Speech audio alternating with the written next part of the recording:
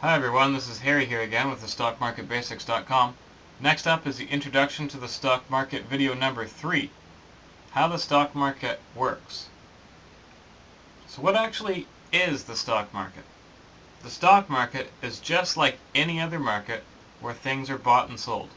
In this case, it's pieces of companies that are being bought and sold. All stock trading used to be done in a trading pit using the open outcry system.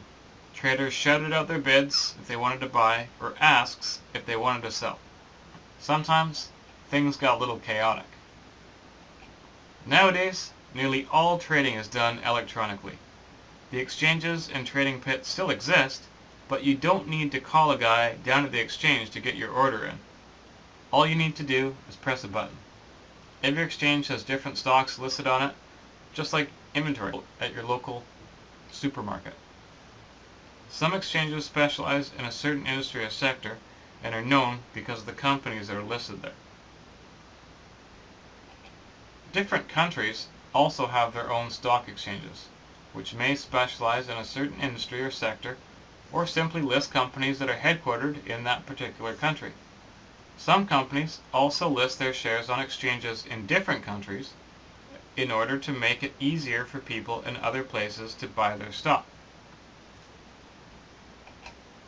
So how does a company get onto a stock exchange? This is called getting listed. And in order to get listed, a company needs to go through the IPO or initial public offering process. The requirements differ between countries and exchanges, with some being relatively easy to get onto and others having very specific requirements in terms of sales, revenues, and financial resources.